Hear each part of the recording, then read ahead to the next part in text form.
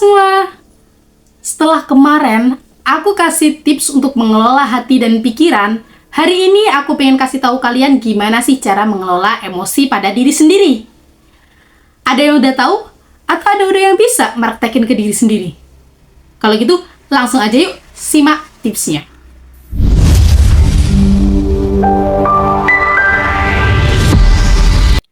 Oke, baik. Apa sih tipsnya? Apa tips mengelola emosi pada diri sendiri? Jadi, yang pertama, yang harus kamu lakukan adalah meningkatkan kesadaran diri. Kamu harus tahu nih, emosi apa yang kamu rasakan. Emosi itu ada banyak. Senang emosi, sedih emosi, kecewa emosi. Apapun yang kamu rasakan itu emosi namanya. Emosi itu yang kita kenal dulu adalah marah itu emosi, ya kan? Sedih emosi. Tapi kita nggak tahu kalau bahagia, cinta itu juga termasuk emosi. Tapi ada nggak ya bahagia tapi pusing? Kayaknya nggak ada ya. Nggak ada deh kayaknya orang bahagia tapi pusing. Pusing itu pasti nggak bahagia gitu kan? Ya, kita harus kenal dulu. Oh, aku lagi ngerasain sedih. Karena sedih dan kecewa biasanya kita nggak bisa bedain tuh. Sebenarnya aku tuh lagi sedih atau lagi kecewa sih? Aku khawatir atau kecewa sih? Kadang kita nggak ngerti, nggak bisa bedain gitu kan. Makanya kita kenal dulu apa sih yang sebenarnya kita rasakan. Oh, aku sedih ternyata kayak gitu. Jadi kita kenal dulu. Dan setelah kenal, jangan cuma kenal. Tapi apa? Terima. Iya loh, aku lagi sedih gitu ya. Yang kedua, memanfaatkan teknik relaksasi. Kemarin juga saya udah sampaikan, relaksasi itu apa sih? Meditasi, olahraga, ya kan? Terus teknik pernapasan itu juga termasuk relaksasi. Dan emang itu penting karena olahraga bisa membuat emosi kita seimbang.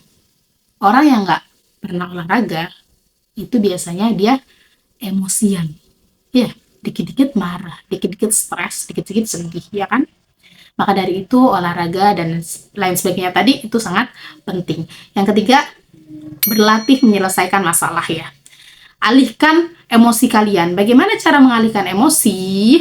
Ya dengan memikirkan hal-hal yang positif, ambil hikmahnya. Kebanyakan orang kalau terjadi sesuatu yang buruk, yang dia langsung pikirin apa? Ah ini sial ini gara-gara ini kan. Bukan dicari seperti itu. Coba ambil pelajaran dari yang terjadi gitu. Kalian tahu cerita apa ya?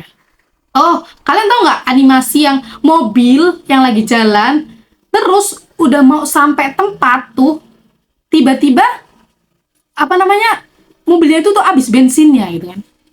Kalian tahu nggak? Terus dia kan marah-marah ya sama mobilnya, pukul tuh mobilnya. Gimana sih? Padahal bentar lagi tuh sampai ke parkirannya tempat dia itu harus parkir gitu. Itu tuh samping-sampingnya tuh kayak jurang gitu, kayak di tebing gitu ya. Waktu dia marah-marah, setelah itu apa? Yang bagian yang harusnya dia parkir itu retak dan jatuh ke jurang. Dia dari situ dia langsung bersyukur. Ya kan? Jadi ambil hikmahnya karena setiap kejadian meskipun sakit, meskipun buruk itu pasti ada hikmahnya, ya. Jadi kalian harus pikir-pikir positif lah ya. Yang keempat, mengkomunikasikan diri dengan baik. Jadi ungkapkan perasaan secara jujur. Terkadang kita tuh lebih banyak nggak jujur dengan diri sendiri. Hatinya lagi sedih tapi ngomongnya gue happy nih, ya kan? Nggak nyaman ngomongnya biasa aja, padahal nggak nyaman. Di suatu tempat karena sama temen terus dibilangin happy nggak, padahal nggak happy nih, tapi bilangnya happy kok karena nggak enak sama temen. Itu tidak jujur dengan diri sendiri. Udah nggak jujur sama diri sendiri, nggak jujur lagi sama orang lain. Jadi minimal hidup itu jujur dengan diri sendiri, bilang yang dirasakan diri sendiri. Makanya kalau ada orang minta tolong dan sebenarnya hati kamu bilang nggak mau, ya bilang aja nggak mau. Karena kalau kamu bilang mau, artinya kamu membohongi diri sendiri. Yang kelima, memiliki jaringan dukungan. Teman penting nggak sih? Penting dong. Karena dulu saya waktu SMP tuh saya nggak suka sama teman.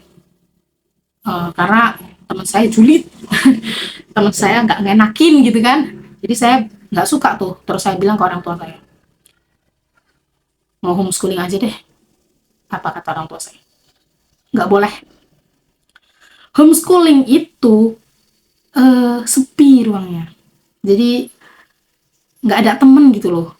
Ada sih beberapa orang mungkin homeschooling tapi tetap punya temen banyak karena dia punya kegiatan di luar. Dia khusus sekolah aja homeschooling. Tapi kalau saya kan orangnya nggak suka berteman, awalnya begitu kan. Jadi ya kata orang tua saya nggak boleh. Kita tuh nggak bisa nggak punya teman. Kita tuh makhluk sosial. Kita nggak bisa nyelesain masalah kita sendiri gitu loh, tanpa cerita ke orang lain mungkin. Terutama perempuan ya. Maka dari itu ya emang teman itu penting, punya jaringan dukungan. Tentu aja teman yang dukung ya, teman yang baik itu banyak. Jangan kalian sebut semua teman itu buruk ya. Ada orang yang nggak suka sama kita, nggak usah ambil pusing teman-teman. Kenapa? Kamu itu hidup di dunia. Dunia di bumi Allah seluas ini, tentu banyak orang. Satu, dua, tiga di sini nggak senang. Masih banyak orang lain yang suka sama kamu. Masih banyak orang-orang yang sependapat sama kamu. Bikin video kayak gini, ada nggak yang nggak sependapat sama saya? Ada nggak yang nggak sefrekuensi sama saya? Tentu banyak. Satu, dua, tiga orang banyak sekali bahkan ya yang nggak sependapat sama saya. Tapi apakah saya harus peduli?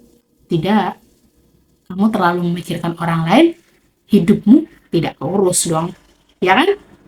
Ya, yang selanjutnya, mengatur pola hidup yang sehat. Makan sehat, olahraga teratur, tidurnya juga cukup ya. Kebanyakan orang begadang, dia stres. Kenapa? Dia begadang, tidur sampai tengah malam. Habis itu, atau sampai pagi bahkan. Sampai kebalik tuh jam tidurnya.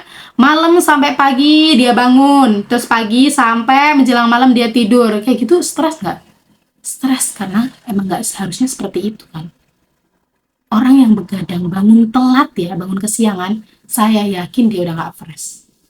Keadaannya tuh dia udah lesu, gitulah pokoknya, ya kan? Kalian rasain sendiri kalau kalian bangun terus kayak gitu. Apalagi yang biasa bangun subuh ya, pasti bakal ngerasain rasanya lesu, nggak semangat, dan lain-lain. Makanya itu jangan banyak begadang, kecuali begadang untuk hal-hal yang bermanfaat, ya. Makanya diatur, olahraga juga. Selanjutnya, memaafkan diri sendiri. Emang iya kita nggak maafin diri sendiri? Iya, kita kadang emang tidak memaafkan diri sendiri. Kita terus nyalain diri sendiri, kita bahkan kita lebih sering ngejudge diri kita yang kamu bodoh, kamu itu nggak baik, kamu tuh nggak punya hati, emang kamu jahat gitu. Pernah nggak kalian ngomong kayak gitu ke diri kalian? Soalnya saya pernah, makanya saya bisa bilang orang tuh kadang kayak gitu sama diri dia. Dengarkan, justru seperti itu tuh jahat ke diri kamu, ya kan? Diri kamu tuh baik loh, jangan judge kayak gitu. Kalau kamu punya kesalahan ke orang lain, maafkan dirimu dan maafkan orang lain. Karena memaafkan diri sendiri saja tidak cukup, teman-teman. Kita perlu memaafkan orang lain. Damai dengan diri sendiri dan damai dengan orang lain. Itu dia 7 tipsnya. Dan kalian tahu, tips ini tidak bisa dilakukan dalam sekali seumur hidup. Jadi mengelola emosi diri sendiri itu nggak bisa kita belajar cuma sekali. Nggak bisa kita lakuin cuma sekali. Seumur hidup kita latihan mengelola emosi diri sendiri. Karena orang yang nggak pernah emosi aja, pasti dalam hidupnya pernah marah walaupun cuma sekali. Ya, maka dari itu kita pinter-pinter, kita latih terus. Gimana sih biar kita bisa mengelola emosi diri sendiri. Cinta juga emosi, ingat. Kamu jangan mencintai terlalu dalam orang yang tidak mencintaimu, karena itu sangat sakit dan menyiksa dirimu sendiri. Ya, kelola hatimu, kelola pikiranmu, kelola emosimu. Kamu akan menjadi orang yang bahagia. Percaya, kamu berharga dan layak dicintai.